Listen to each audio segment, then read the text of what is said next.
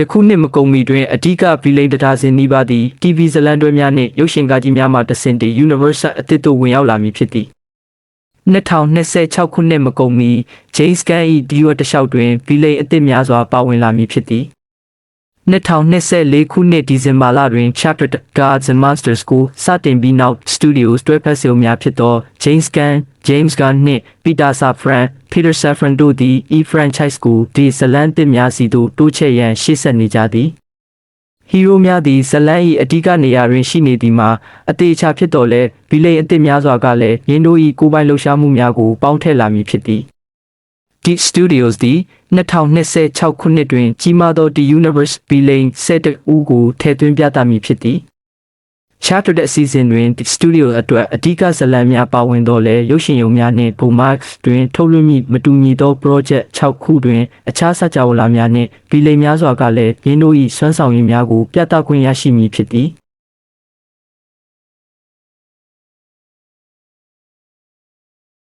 Creme Supergirl Studios သည်ယခုနှစ်၏ဇွန်လ26ရက်နေ့တွင်ရုံတင်မည့် Supergirl ဇာတ်ကားဖြင့်စတင်မည်ဖြစ်ပြီး Matthew Stoner တရုတ်ဆောင်မည့် Yellow Hill မှ Creme အားအဓိကဗီလိန်ဖြစ်မြင်တွေ့ရမည်ဖြစ်သည်။ယင်းသည် Creme အား live action သည်ရုပ်ရှင်တွင်ပထမဆုံးအကြိမ်မြင်တွေ့ရခြင်းဖြစ်သည်။ဇာတ်ကား၏အခြေခံဖြစ်သော The Comics မှ Woman of Tomorrow ဇာတ်လမ်းတွဲတွင်အဓိကဗီလိန်ဖြစ်လူသိများသည့် Creme သည်Rory Mary No ၏ဖခင်ကိုတပ်ဖြတ်ကာသူမ၏ကလဲစားချေမှုခရီးစဉ်ကိုစတင်စေသည့်ရက်ဆက်သောလှုပ်ကြံတပ်ဖြတ်သူနှင့်ဥပဒေမဲ့တဦးဖြစ်သည်သူသည် Krypton အမည်ရစူပါခွေးလေးကိုပြင်းထန်စွာဒဏ်ရာရစေသောကြောင့် Kara Zor ရန်သူဖြစ်လာသည်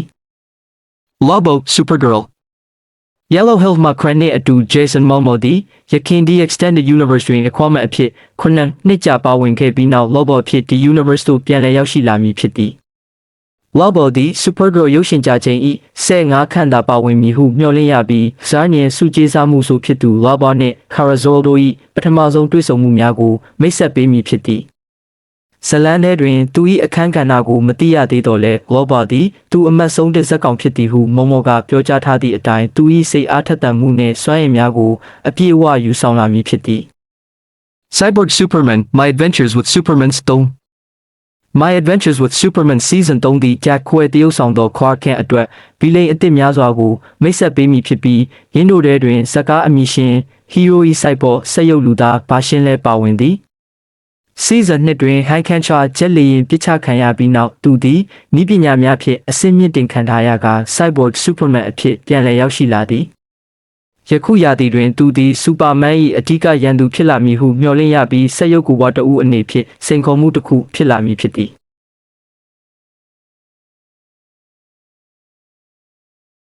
Eradicator My Adventures with Superman Stone ယခုရာသီသည် Eradicator ဟုခေါ်သောအခြားစူပါမန်ပုံစံကွဲတစ်ခုကိုမိတ်ဆက်ပေးသည့် Reign of the Superman ဇာတ်လမ်းကိုအခြေခံထားသည်Season 2တွင် Eradicator သည် Superman ၏ဘိုးဘေးများထဲမှတဦးဖြစ်သည့် Camel ဖန်တီးထားသောအန္တရာယ်ရှိသည့်စိတ်ကိုထိန်းချုပ်နိုင်သော Kryptonian program တစ်ခုဖြစ်သည် Season 3တွင်ထို program ကိုအသိဉာဏ်ရှိသောရုပ်လုံးပေါ်လာစေရန်လှုံ့ဆော်လာနိုင်သည်သို့မဟုတ် General Zod ကဲ့သို့အခြားသော Krypton လူသားတဦးကိုထိန်းချုပ်လိုက်ခြင်းမျိုးဖြစ်လာနိုင်သည် Bizarro My Adventures with Superman Stone Season 3 ၏အစပိုင်းတွင် My Adventures with Superman သည် Caliban Project အတွက်ဖန်တီးထားသည့် Krypton ကိုယ်ပွားဖြစ်သော Superman ၏ Bizarro ဘာရှင်းကိုမိတ်ဆက်ခဲ့သည် George Bender ကဖန်တီးထားပြီး Lex ကို drone တစ်ခုကဝင်ရောက်မတိုက်ခိုက်မီအချိန်ထိသူသည် Caliban တက်ခွဲခန်းထဲတွင်သူ၏ခွေးနှင့်အတူနေထိုင်မည်ဖြစ်သည် Bizarro သည် Superman ကဲ့သို့တူညီသောစွမ်းအားများစွာကိုပိုင်ဆိုင်ထားတော်လဲတရားသီလုံးတွင်ဗီလိန်တဦးအဖြစ်ရှိမနေနိုင်ပေ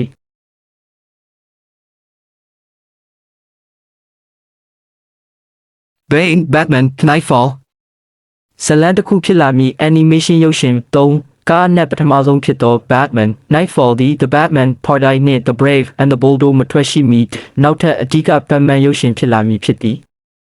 ရုပ်ပြစာအုပ်များထဲကအတိုင်းအရုပ်ရှင်တွင် Batman ၏ထင်ရှားသောရန်သူများထဲမှတဦးဖြစ်သည့် Bane အားအဓိကဗီလိန်ဖြစ်မြင်တွေ့ရမည်ဖြစ်သည်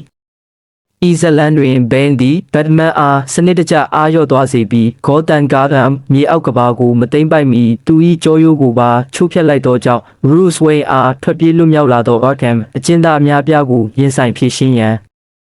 ဖိအားပေးလိုက်တယ်လို့ဖြစ်စေသည်အေဂင်ဖော်ပြချက်အရရုပ်ရှင်အသစ်၏တရားဝင်ချင်းချုပ်တွင်ဘယ်သည်ဘတ်မန်၏ရန်သူများကိုမိတို့လွတ်ပေးလိုက်ကြောင်းအရေးအမွေပြသထားသည်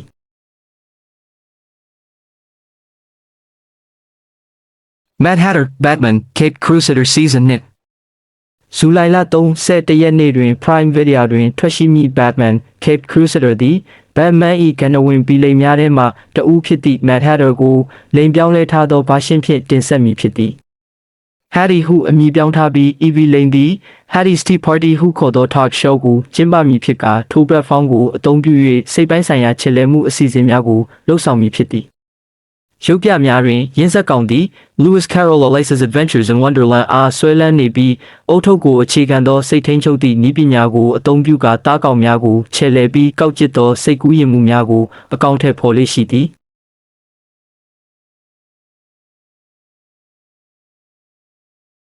Riddler Batman Caped Crusader Season 2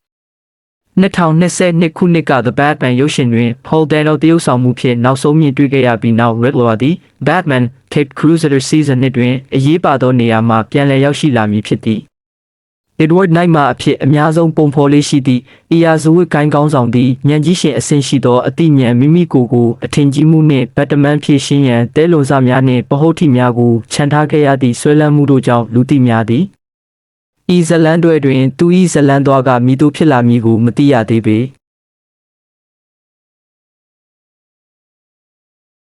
Sinestro Lanterns 2026 ခုနှစ်၏ Lantern ဇလန်တွဲတွင်တရုတ်ဆောင် Ulrich Thompson သည် Sinestro အမည်ရပီလိန်ဖြစ်စိန်ခေါ်မှုတစ်ခုကိုတာဝန်ယူမည်ဖြစ်သည်ဤဇက်ကောင်ကို Hal Jordan R Green Lantern Corps အဖွဲ့ဝင်တဦးဖြစ်လာစေရန်လေ့ကျင့်ပေးခဲ့သည့်ဂျိုသားအဖြစ်မိတ်ဆက်ပေးမည်ဖြစ်ပြီး Sinestro Hal နှင့် John Stewart တို့ကြားတွင်စိတ်ဝင်စားဖွယ်လေ့ကျင့်ရေးဆက်ဆက်မှုများကိုဖန်တီးပေးမည်ဖြစ်သည် Sinestro သည် Lanterns အပိုင်းတိုင်းတွင်ပါဝင်မည်ဟုကောလာဟလများထွက်ပေါ်နေပြီး season အတွက်အဓိက villain မဟုတ်နိုင်တော့လဲအဆုံးတွင်သူ၏မကောင်းဆိုးဝါးလမ်းကြောင်းသို့ကူးပြောင်းသွားမည်ဟုမျှော်လင့်ရသည်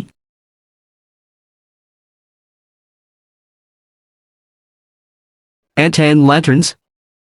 Sinestro နှင့်အတူ Anten ဟုအမည်ရသောနောက်ထပ်အဓိက villain တဦးသည် Lanterns တွင် live action တကျော့အဖြစ်ပထမဆုံးအကြိမ်ပါဝင်လာမည်ဖြစ်သည်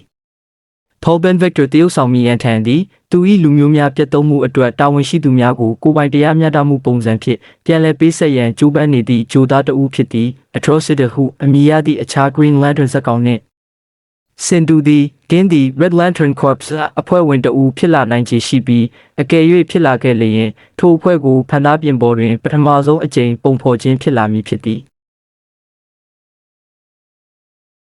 Clayface ယခုနှစ်အတွင်းဒီစတူဒီယိုမှာထွက်ရှိလာမည့်အခြားဇာတ်ကားများနှင့်မတူဘဲ Clayface ဇာတ်ကားသည်အောက်တိုဘာလ23ရက်နေ့တွင်ရုံတင်သည့်အခါဗီလိန်တဦးကိုအဓိကဇာတ်ကောင်ဖြစ်ပြသမည်ဖြစ်သည် Matt Hagen အဖြစ် Tom Rice Harris ကပါဝင်တရုပ်ဆောင်မည်ဖြစ်ပြီး2024ခုနှစ်ကဗီလိန်အဖွဲ့တစ်ဖွဲ့ကိုဗဟိုပြုထားသည့် Creature Commandos ပြီးနောက်ဤရုပ်ရှင်သည်ဗီလိန်တဦးလေးကိုသာအဓိကထားရိုက်ကူးမည့်ပထမဆုံးဒီလိုရုပ်ရှင်ဖြစ်လာမည်ဖြစ်သည်လူမိုက်တဦးကြောင့်မျက်နှာပျက်စီးသွားသောရုံးကန်နေရသည့်တရုတ်ဆောင်မှဟဲဂျန်မူလဇလန်ကိုတင်ဆက်မည်ဖြစ်ပြီးထိုအဖြစ်ပျက်ကသူ့ကိုထာဝရပြောင်းလဲသွားစေမည့်စံတက်မှုတစ်ခုတွင်ပါဝင်လာစေရန်တွန်းအားပေးခဲ့သည်စံတက်မှုအပြီးတွင်သူ၏ခန္ဓာကိုယ်သည်ရှွန့်စေးကဲ့သို့သောဂုဏ်သတ္တိများရရှိလာပြီးခန္ဓာကိုယ်ထိတ်လန့်ဖွယ်ရာအဖြစ်ပုံဖော်ထားသည့်ဤရုပ်ရှင်တွင်သူ့ကိုယ်သူမည်သည့်ပုံစံမဆိုပြောင်းလဲနိုင်ရန်ထိုစွမ်းရည်ကိုအသုံးပြုသွားမည်ဖြစ်သည်